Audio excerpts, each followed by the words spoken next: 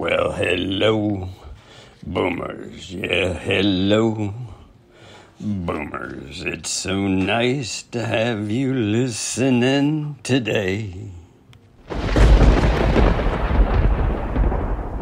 This is the Boomer Island Podcast. Welcome ashore. Well, hey, everybody. Thanks for joining us today on Boomer Island. I hope you're healthy and happy.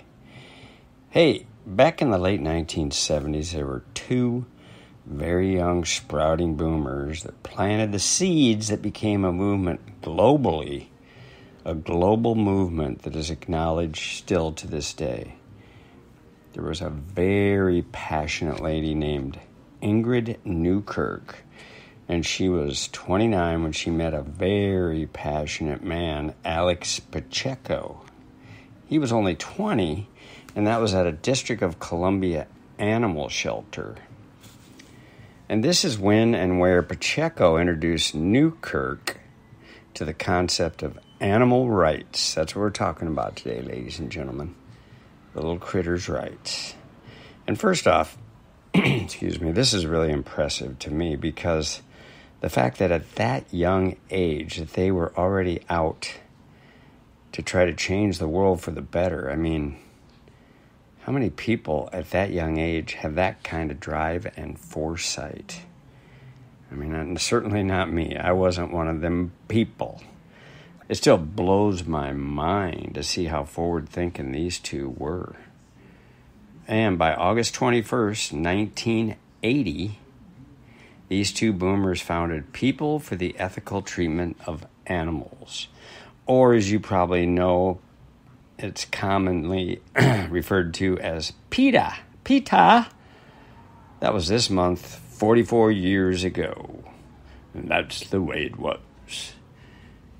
In case you don't know, PETA is an American animal rights non-profit organization based in Norfolk, Virginia, and still going strong, and still led by none other than Ingrid Newkirk.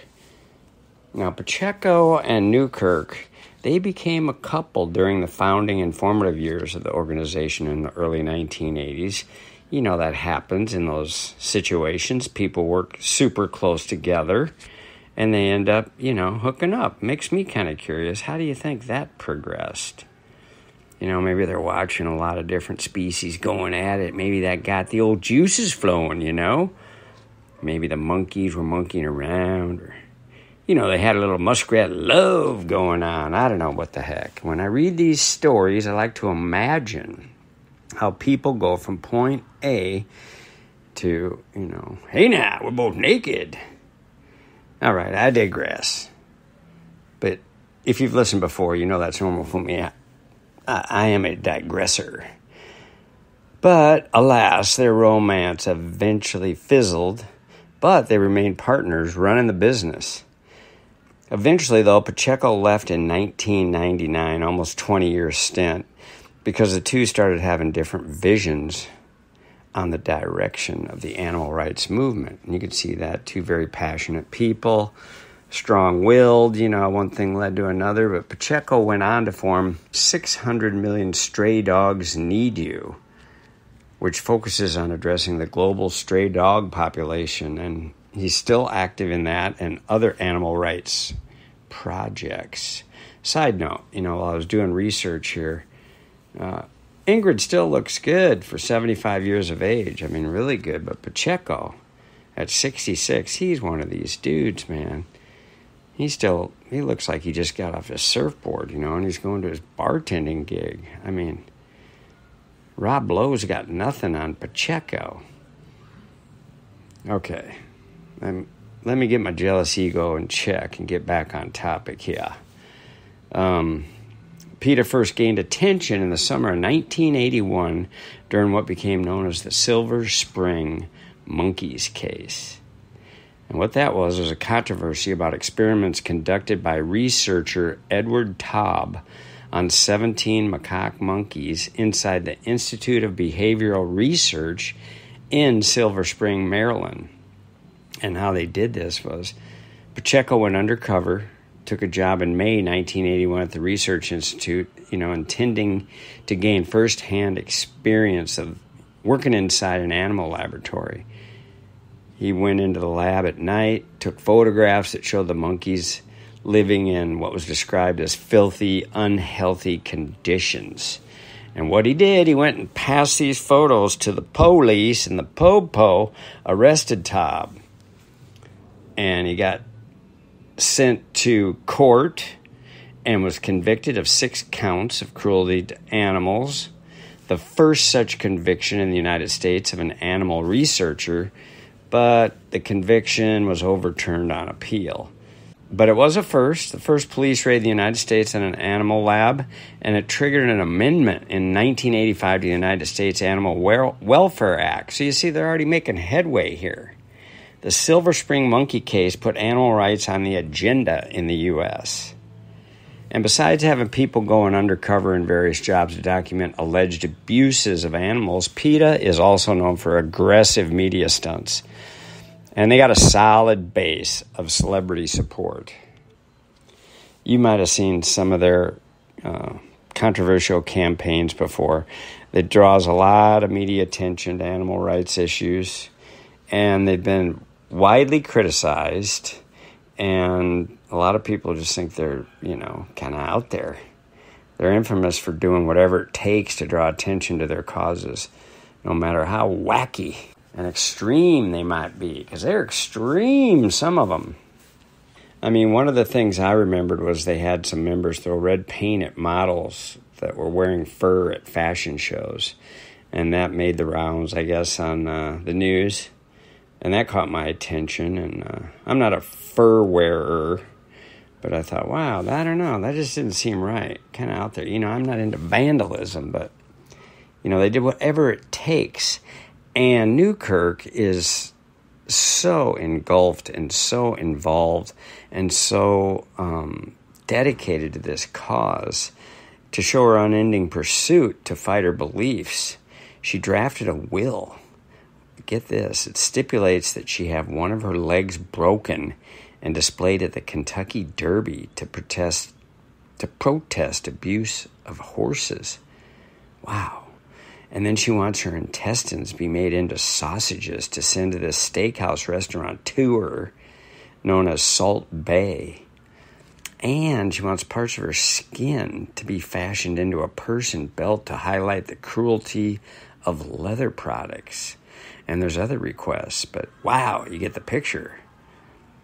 This lady is serious. I mean, she's even dead, she is serious. She's dead serious. But PETA's ongoing message is that they oppose abuse of animals in any way.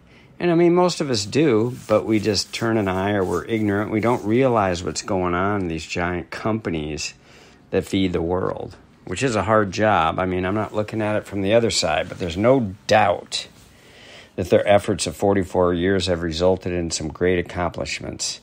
Let me list a few, or tell you a few of them here, okay, that are most impactful. They ended animal testing by major companies involved in cosmetics and household products. Their campaign against animal testing led to major companies like Avon, Estee Lauder, and Johnson & Johnson now to adopt cruelty-free policies. They raise awareness of factory farming and slaughterhouses by going undercover and exposing these cruel practices. Famous for doing that. They popularized vegetarian and vegan diets way before. It's all normal now. And they're contributed to the growing demand for plant-based foods. They were instrumental in banning the use of animals in entertainment. Their pressure brought an end to the Ringling Brothers and Barnum and Bailey circus in 2017. First, they got them to stop using chaining up the elephants, and eventually they just shut down. And they successfully lobbied against the use of live animals in films and TV shows, leading to the adoption of CGI and animatronics as alternatives.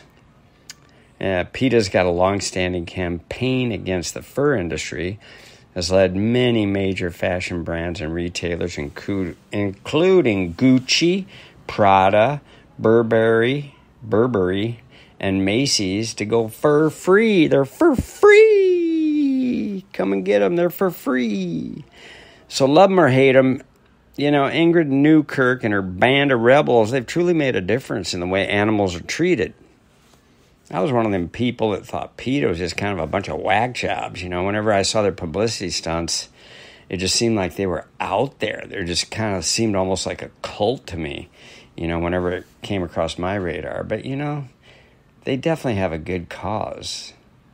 Everybody wants to, I think, most everybody, unless you're a crazy sociopath, lunatic, devilish person, you want to be kind to animals, treat them right. And I guess to get change, you gotta be radical or on the edge to make a positive change. And so the deeper I dug and researched into this PETA organization, PETA, the more I realized there's no denying how many great things they've done for animal rights. I didn't look at the other side. I didn't really read any of the negative impacts. I'm sure it's the old, you got to crack a few eggs to make an omelet. I'm not sure how that goes. I just kind of followed their story because I'm going on, this month in Boomer history, baby. Like they say, there's a fine line between genius and crazy. And I think Newkirk and Pacheco had that crazy genius idea that has helped generate more peace on Earth and a kinder relationship between humans and animals. So, my hat's off to these two pioneering boomers. Let's give it up for the boomers, baby. That's right. Way to go.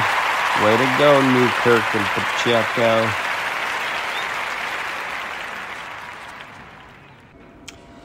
Through their passion, love, and compassion, and sprinkling in, just a little bit of crazy chaos, they definitely have contributed to a more peaceful, loving world. And hey, after all, isn't it just a good idea to be as kind as possible to all living things?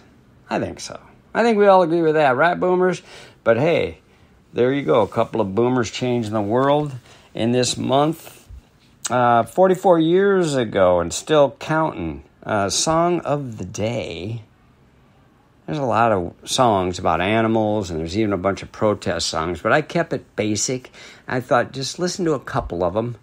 They're sweet, they're loving, they don't really pertain to protecting animals, perhaps, but they're both about birds. You got Blackbird by the Beatles, and you got Hummingbird by Seals and Crofts. So there you go, ladies and gents, my fellow boomers. I hope you have a beautiful, beautiful day. And until next time, keep spreading the peace and the love.